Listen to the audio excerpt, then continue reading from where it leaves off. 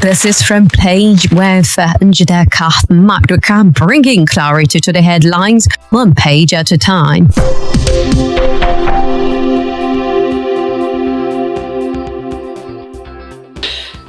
Right, welcome to Front Page with me, Njideka Maduka. It's a beautiful Monday. It's the 17th of August 2026, just like 2 days after the governorship election. And what a race it has been. The drama, freezing, not freezing account, the violence, the kill them because they killed us. What a time.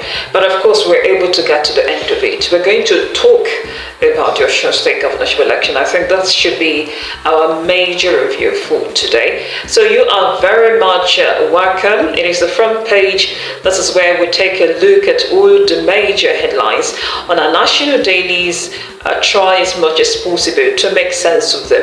And of course, bring them down to the level at which they can be quite understandable. My name is Njideka Maduka. So let's get started. What do we have? We have the Punch, we have the Vanguard, and of course the Sun newspapers. This is Front Page with Njideka Maduka, bringing clarity to the headlines, one page at a time. Well, on the Punch, this one talks about Osun, like you already know. Osun victory, Adeleke extends Olive Branch, APC moves tribunal challenge. I mean, take a look at that. Osun victory, Adeleke extends Olive Branch, APC moves tribunal challenge. According to the lead, Governor Ademola Adeleke has appealed for peace and unity in Osun State after his re-election, even as the All Progressives Congress weighs its legal options after losing Saturday's governorship election. Adeleke was declared winner of the poll by the Independent National Electoral Commission after polling 511,067 votes to defeat the APC candidate Bola Oyebamiji, who scored 444,815 votes. The governor won 19 of the state's 30 local government areas, while Oyebamiji won 11. Well, it's like after the drama that trailed Saturday's election, Governor Adeleke is saying, well, let bygones be bygones. The freezing of accounts, the violence, the election has held, so let bygones be bygones. But of course, APC in Osun State is not having it. He's saying, no, there's not going to be any peace, at least not yet, until we decide whether to go to court or not. Now, this is coming after President Bola Tinubu congratulated Adeleke on his electoral win. And you want to ask, how come the APC is going to court or planning to go to court, despite the fact that the president has given his congratulatory message? I like to think that maybe Osun APC is quite tenacious. Yes, and it didn't start today. Remember the time Ademola Adeleke was rumored to be planning his defection to the APC. Remember, one of the stories was that some persons in the APC in the state were not really happy with that movement. Even we saw Adeleke try to go to Aso Rock, and the rumor was, well, maybe it was to also seek the president's support. But guess what happened? At the end of the day, Adeleke could not enter or defect to the APC. I like to think that APC in Osun State was partly responsible for that.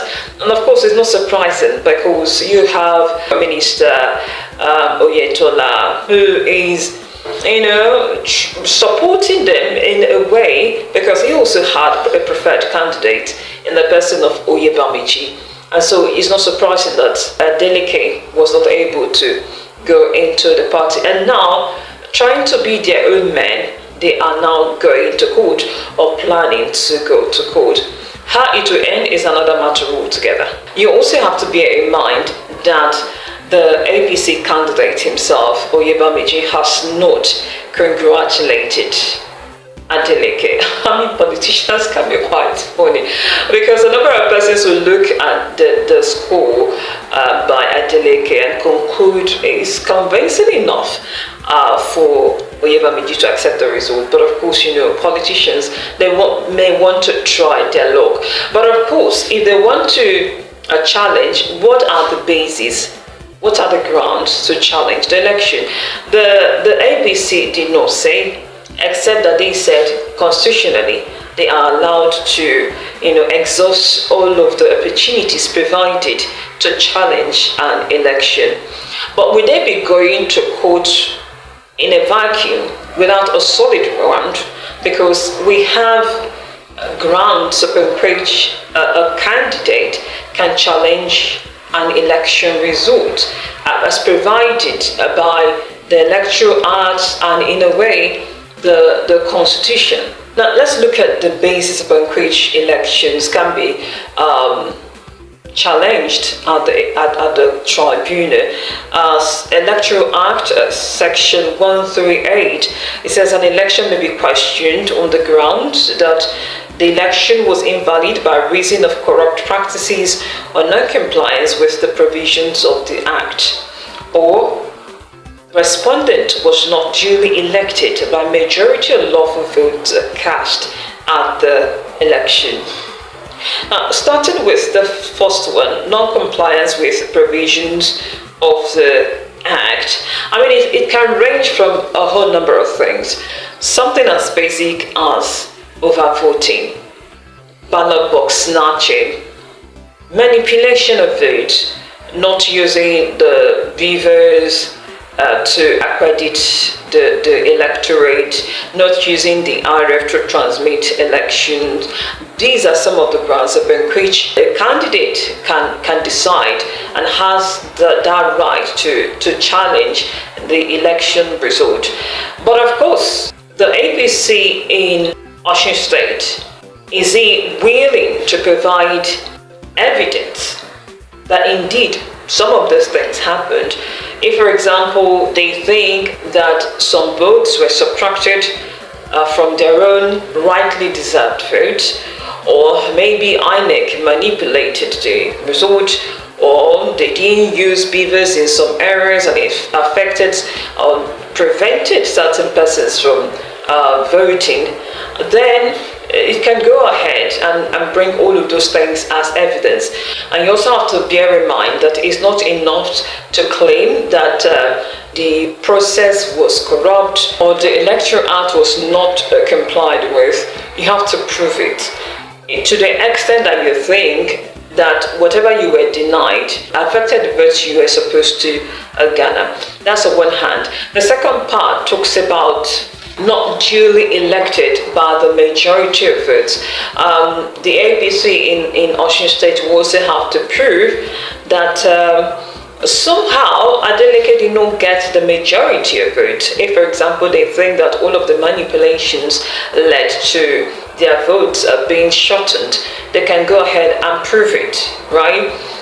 If they think that a particular polling unit, some of their supporters were disenfranchised, can they bring evidence? And of course, if at all they bring evidence, are the votes, supposed votes that could have come to them, substantial enough to have led Oyebamiji to win? So these are the things that APC in Osun State will have to prove. Also, in line with majority of votes, the constitutional requirement talks about how a governor will have to meet like 25% of votes in at least 2/3 of the local government areas.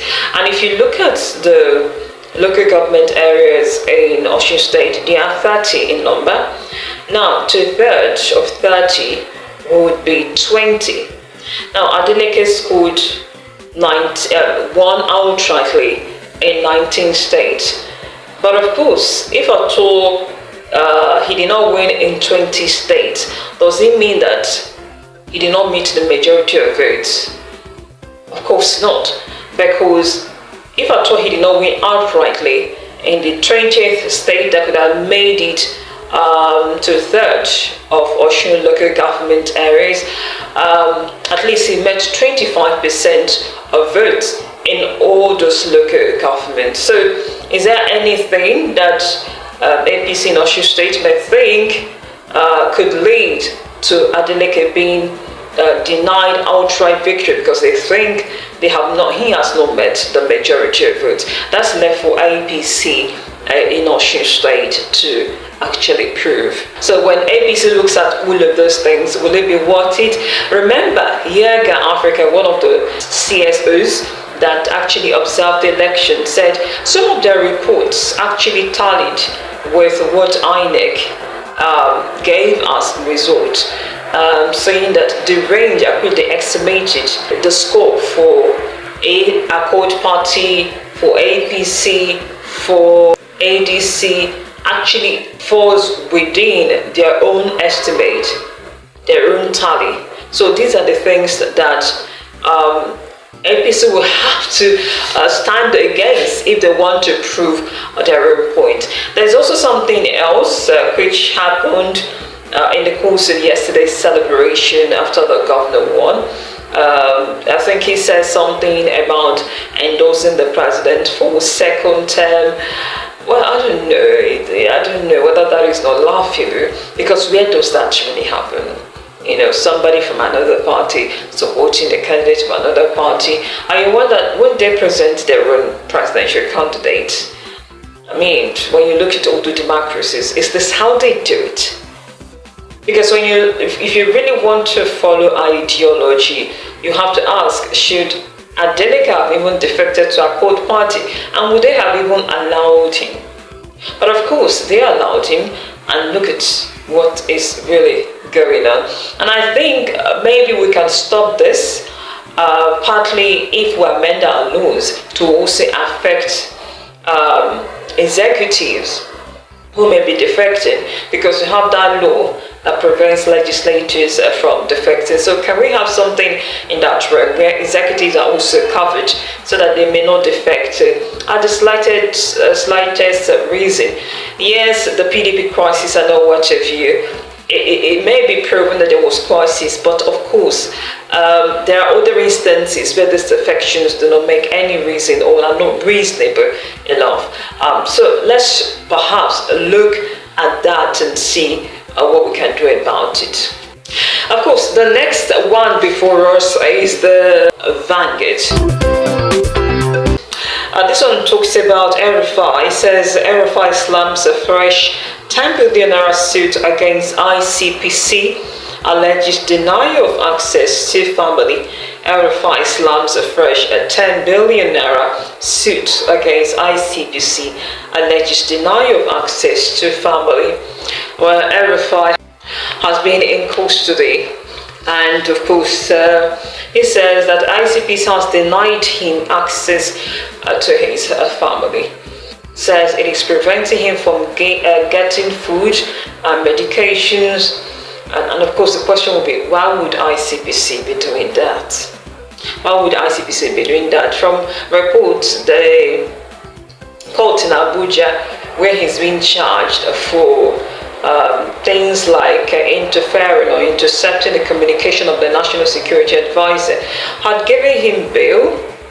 But of course, I think the court in Kaduna State has ruled otherwise, that he should remain in detention. But staying in detention does not mean you cannot have access to your family members. Or is there something that the ICPC is trying to prevent? You know, El-Rufai, he would have been a formidable force when it comes to the current electioneering process. I know, how he was quite determined to remove President Bola Tinubu from power. I don't know by now whether he will not be regretting that he was able to voice his plan. Maybe if he had kept it under wraps, then he could have achieved his aim. But when you look at this issue, on the surface, yes, it's corruption charge, but how much of it is because of his outspokenness and the fact that coincidentally he played into their trap by saying that he dropped into the conversation of the National Security Advisor. I know if he had, been a free man, I can bet what he would have been doing by now in terms of campaigning against the current government. Last but not the least, on the Sun, this one talks about Wike slashes certificate of occupancy waiting time as FCT processes 26,272 titles.